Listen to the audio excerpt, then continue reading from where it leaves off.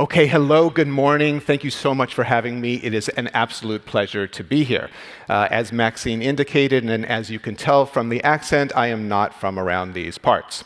I am from the United States. Please don't hold it against me. I have traveled across the Atlantic to speak this morning about artificial intelligence, of course. What else am I going to be talking about?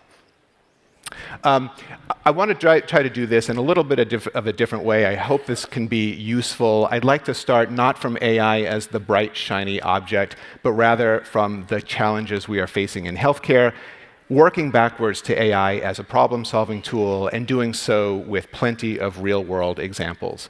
Before I start, I would just like to get a sense for who we have here in the audience this morning. It's a little hard to see with the lights, but could I ask, please, kindly for a show of hands, who are the investors in the room? All right, thank you, a smattering. Investors always a little reluctant to self-identify. Okay, thank you. How about administrators, health system executives, operators, directors of transformation? Okay. Providers, physicians, nurses, technologists, pharmacists. Thank you. And then how about entrepreneurs? Who are the entrepreneurs in the room? Okay, welcome. All right, so now we know who to introduce ourselves to at the break, right? So I am a recovering corporate health system executive. I am a diagnostic radiologist, and now I'm chief medical officer for Annalise AI. I've been in and around healthcare, yes, for nearly 25 years. Thank you for the compliment, Maxine. If there's one thing that I have learned is that health systems around the world are getting crushed, absolutely crushed by pressures and pain points, each more dire and urgent than the next. And I see some nodding heads. Everyone is looking for solutions to some very diverse challenges. And I think if there's one imperative tying all of this together, it's the need to find ways of doing more with less. This is the fundamental question. How can we leverage technology to do more with less? How can we use technology to improve efficiency, enhance quality, and reduce disparities in care? So I'm going to be talking about this from the standpoint of radiology, and before I lose anybody, let me just acknowledge, I know that radiology may not necessarily be the center of your universe. It may actually be just a tiny blip at the periphery of your radar screen. Let me just make a quick pitch for why radiology is a bit more important than just radiology. There's really two reasons. First of all is costs. So radiology consumes about 5 to 8% of health system budgets, depending on how you do the math. So it's expensive, and it's the target for cost savings initiatives. But I think more importantly than expense is the presence of radiology along the care continuum within virtually every clinical domain. So radiology is within 80% of hospital care pathways. It plays a role, obviously, in screening, diagnostic problem solving, treatment, and surveillance. And it's this disproportionate influence across the care continuum that I think means that what happens in radiology often has ripple effects across the healthcare landscape. So let's dive into radiology and let's visit challenges, particularly in radiology. And it's a pretty similar picture to what we see in the rest of the healthcare system. Our clinical director here is now wearing some fancy sunglasses. That's good. But beyond the sunglasses, I think everything else is pretty similar. We're struggling with funding pressures and supply chain challenges. We're struggling with volumes and backlogs. We're struggling with workflow efficiencies and provider burnout and staffing shortages. And boy, is the UK struggling with staffing shortages. So here I'm showing data from the Royal College of Radiology, suggesting a shortfall of over 3,000 radiology consultants by the year 2026. This is astounding to me. It's sure we're training new radiologists, but not enough to meet demand. And it's this supply-demand mismatch, this capacity constraint, that's forcing the dialogue on many of these issues. Of course, we know that the radiologist shortage is of particular concern in rural and underserved areas. And it's causing real worries for patient safety, for backlogs and delays, and for workforce morale and stress and burnout. I talked with a neurology consultant just yesterday afternoon. I won't say which NHS trust he was from, but he was telling me that there's a backlog of 5 weeks. 5 weeks for interpretation of a routine outpatient head CT. That's staggering to me. And who pays the price? It's patients who pay the price through delayed diagnosis of critical conditions. And it's not just patients who pay the price, it's taxpayers as well, because administrators are forced into costly short-term fixes in order to deliver care. So here I'm showing data suggesting over 178 million pounds per annum spent on outsourcing and insourcing and locums tenens and teleradiology solutions to try to address this backlog. If this is true, that's equivalent to almost half of the salary support of the entire UK clinical radiologist consultant workforce. And what about the radiologists? Well, they're working harder and faster than ever before. And what happens when radiologists work hard and fast? Well, we make mistakes. It's true. And so I'm working harder and faster. It's going to be easier for me to miss that small, early lung cancer.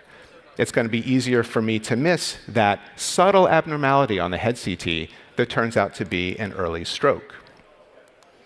This is a big reason why radiologists are feeling demoralized and why many are actually considering leaving the workforce altogether. So again, we're back to that central imperative of trying to do more with less, trying to harness technology to improve efficiency and enhance quality and promote access.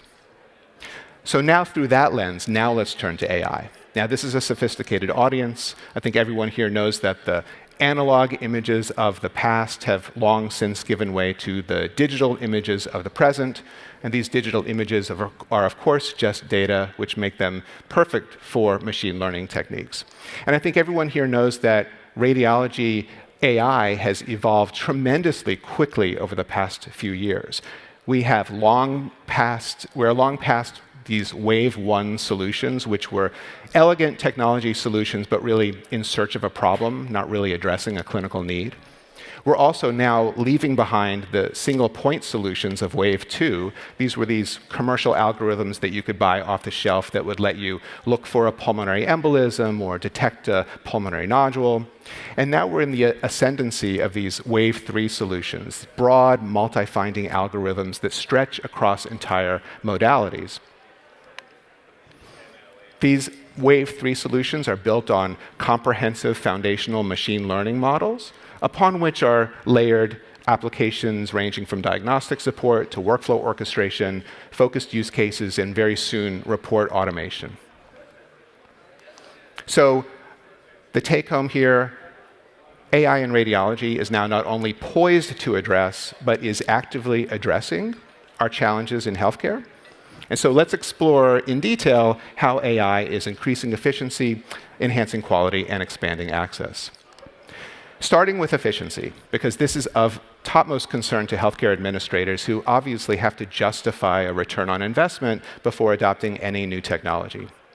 And the good news here is that it does seem that AI improves radiologist efficiency. At least these newer Wave 3 tools, these broad multi-algorithm models that stretch across modalities. Now, we weren't entirely sure about this.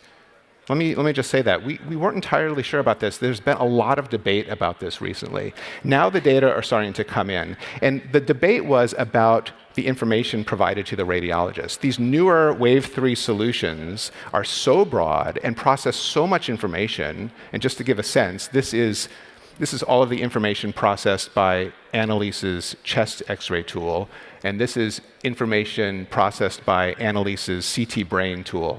And this is not an advertisement for Annalise, but I'm showing this just for illustrative purposes. The debate about this was that maybe we're processing and delivering so much information that we're going to inundate the radiologist, and they're going to be struggling with all this information, and it's actually going to slow them down rather than speeding them up. But like I said, the data is starting to come in, and there's more and more data every day that radiologists are more efficient with AI support. We're not exactly sure why. It could be that the layer of support acts as a cushion to boost radiologist confidence. It could be that extra pair of eyes on the more difficult cases. Whatever the reason, it does seem that radiologists get through their workload faster with AI, which means an efficiency savings to the health system. Now, this is just with traditional radiology workflows. Now, the interesting thing about AI is that AI can be used to support new workflows that were not at all possible without AI. So, for example, here we're using AI to separate normal exams from abnormal exams. And then you can read the normal exams in a dedicated batch reading work session. So we presented some data just recently at the British Institute of Radiology suggesting that this type of normal-abnormal routing can save an additional 13% time savings on top of the time savings that we already captured by having AI there in the first place. Here's another example of a novel workflow enabled by AI. This time, we're triaging urgent head CTs from not urgent head CTs. And the reason for this goes back to that slide that I showed a few minutes ago about all of the spend on outsourcing and teleradiology. So outsourced teleradiology read overnight from A&E, extraordinarily expensive. What if we can separate the scans that need to be sent out for teleradiology, but preserve some of the normal head CTs until the morning for the local consultant radiologist to read out? We estimate that a medium-sized NHS hospital could save up to £175,000 per year with this type of routing workflow in the A&E at night. And we're seeing additional publications coming out all the time suggesting that AI may reduce hospital length of stay, A&E length of stay, ICU length of stay. Now, I do need to inject a note of caution. There are a lot of very well-done studies out there, a lot of methodologically sound clinical trials. There are a lot of lousy clinical studies out there as well, and some developers adhere to higher standards of clinical evidence than others. My advice: approach all evidence from developers with a grain of salt. Bring with you a trusted advisor when you meet with developers about a new AI solution. Even better yet, acquire the skills yourself to be able to approach the literature with a critical eye. And at the end, I'll suggest a list of important questions for all stakeholders to ask when looking at new AI solutions. But now let's turn to quality. Now, quality improvement shouldn't come as a surprise. And yes, AI does improve radiologist accuracy, and it does so fairly dramatically. Now, I could stand up here all morning long spouting statistics, but to me, what's more compelling than the numbers are the stories, and especially as a radiologist, the images. So let me just show you a couple of examples where AI caught near misses that were extraordinarily dangerous. And these all come from the first 48 hours of an implementation of Annalise at a very large radiology practice in Australia. So here is a stroke, fairly large stroke that would have been missed without the AI. And for any of the radiologists in the room, I'm showing the diffusion-weighted MRI images that were required about 24 hours later as proof that this is indeed a big stroke. This was a small, subtle, but potentially lethal brain bleed up near the top of the skull, underlying a pretty subtle skull fracture. This also would have been missed without the AI. This ended up being metastatic cancer, would have been missed without the AI. And this ended up being an early lung malignancy, would have been missed without the AI. So here I'm showing examples drawn from the real-time clinical workflow. Our company has also been prototyping a quality assurance tool, an automated QA tool that would identify errors and misses in batches. So this is work that we're doing with Microsoft Nuance in collaboration with a large tertiary care academic practice in the US. And here we're showing rates of misses drawn from a consecutive real-world radiology chest X-ray cohort. And you can see that the rates of errors and misses, these things are not infrequent. So these are from chest X-ray. So we have pneumothorax, pneumonia, pneumoperitoneum, solitary lung nodule, all missed by the reporting radiologist, but picked up by our prototype automated QA tool. And keep in mind that these solitary lung nodules, that's almost 1 out of 100 chest X-ray has a missing lung nodule that wasn't reported. And a certain percentage of those lung nodules will be early cancers. So I think this really, really speaks to the opportunity for quality improvement when using AI as a safety net. So AI-driven triage, this has been around for a while. We know that AI-driven prioritization of a work list decreases reporting times for critical findings. And we also know that AI is not just for radiologists. Here, this is Dr. Daub from NHS Grampian. He works in A&E. And we found that AI empowers providers at the point of care, emergency room doctors, ICU doctors, primary care doctors, nurse practitioners, radiographers. Everyone seems to benefit from having that extra pair of eyes and that reduced cognitive fatigue from having an AI support system on board. AI helps prevent never events, and these are receiving a lot of attention here in the UK, and actually a lot of the inbound interest in our company is driven from trying to prevent these never events, including malpositioned lines and tubes. Another big driver of interest in our company is for lung cancer screening. And I'm not sure how many people here were at Dr. Susie Shelmerdine's presentation yesterday afternoon about their experience implementing AI for lung cancer screening at Epsom and St. Heliers in southwest London. If you missed it, I would suggest going back and viewing it on demand. It was an excellent session. AI empowers lung cancer screening not just by increasing detection rate for early lung cancers, but also by decreasing false positives and by reducing backlogs. Reduced backlogs, we're reducing the delay between initial diagnosis and subsequent staging and treatment. And lastly, AI can help detect chronic disease and its exacerbations. So I think many people here are familiar with excellent work that's been done around the world with AI for tuberculosis detection. But again, with these wave 3 broad, comprehensive, multi-finding algorithms, we can detect more than just TB. We can detect congestive heart failure and exacerbations. We can detect chronic obstructive pulmonary disease. And again, going back to yesterday, I'm not sure how many people were here for Dr. Chris Carlin's presentation. Our company is very much looking forward to collaborating with his group from Greater Glasgow and Clyde, looking at how AI can help accelerate detection of early COPD exacerbations and keep COPD patients out of the hospital. Okay, so lastly, let's look at AI for promoting healthcare access, and we're returning now to this theme of capacity constraints resulting from the mismatch of supply and demand for radiologists. And this is a theme that came up in Dr. Bajwa's keynote presentation yesterday. So it's clear that the shortage of radiologists is not just in the US and the UK, but worldwide, and we know that that shortage of radiologists is most pronounced in underserved areas of the globe. Our company has been very grateful and proud to be able to deploy our technology in a philanthropic mode. And like, for example, here in Tan An in Vietnam and in Goma in the DRC. And I just wanted to take a moment to say that we are very grateful to our philanthropic partners for making these deployments possible. And those partners are called out toward the bottom of the slide. Okay, I know I promised some questions for stakeholders to be asking of AI developers when looking at a new AI solution. I'm looking at the time, though. I want to stay on schedule and be respectful to the rest of the speakers. So I am, in the interest of time, I'm going to skip over my questions that investors should be asking, the questions that administrators should be asking, the questions that providers should be asking, and the questions that entrepreneurs should be asking. I will be here for the rest of the day. Please find me at the Annalise booth, connect on LinkedIn. Be happy to talk about any of these. I did want to save just the rest of the last minute or two for some closing thoughts, particularly about the consternation that I think is being expressed recently regarding AI. I think this consternation, this worry is appropriate. I do think that there is a need to be concerned about the pace of AI development and its implications for humanity.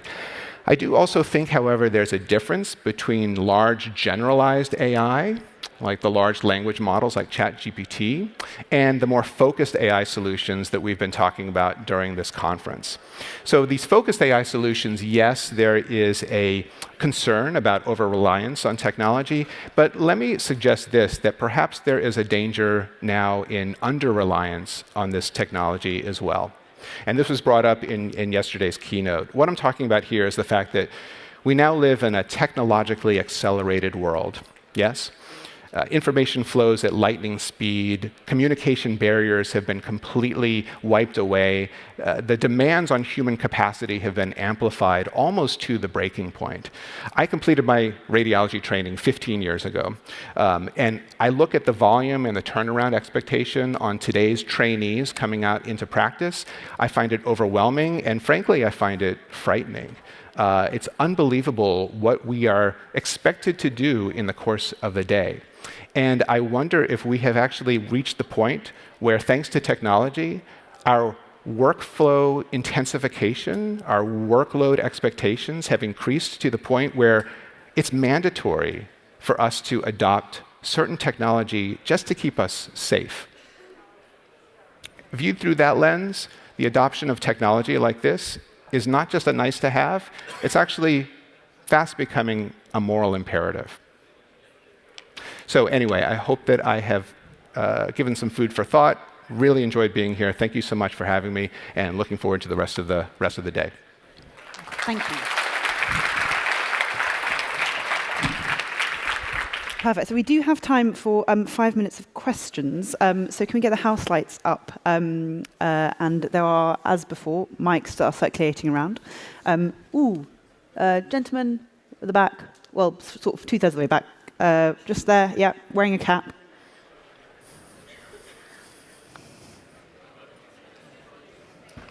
Thank you so much. I'm Mattias Anna. I am a data scientist from Metals Analytics. And thank you so much for your presentations. One question that I have, I'm really curious, is about how do you tackle the biases in the training data, for example, about ethnicity representation, gender representations, and how also do you evaluate biases in how doctors using the solutions? So like seeing or flagged certain conditions from the model, does this introduce any bias in how the doctors interpret, like the scan, for example? It's almost as if we'd practiced it before. Exactly. We had a discussion about this right before we began this morning. A very, very important question, and thank you so much for it. Bias is an extraordinarily important issue. And just to kind of set the stage for everyone, you have these models that are trained on data, but nobody really knows where the data comes from often. It's often a black box. And you may be training on data from an isolated pocket of the world, and that data may not be at all representative of other populations. So I'll answer just from our perspective at our company. So our chest X-ray model that I showed is trained on data sets that come from Australia, the US, Great Britain, and Spain. So we're proud of the diversity in that data set, but at the same time, we recognize that there are parts of the globe that are not included in that sample. We have Africa is underrepresented in that sample. South America is underrepresented in that sample. And so it's incumbent on companies like ours to revalidate our data constantly. Whenever we enter into a new market, we're constantly retesting the data to make sure that it's robust to variations. And I think that's important not only at a geographic market level, but it's important at a local level as well. There's variations in populations, as you know, from one district to the next. And so it's a shared responsibility, I think, from both the developers and the adopters of the technology to revalidate and retest and always ask that really critical question about bias. Great question. And then one question from the gentleman over here.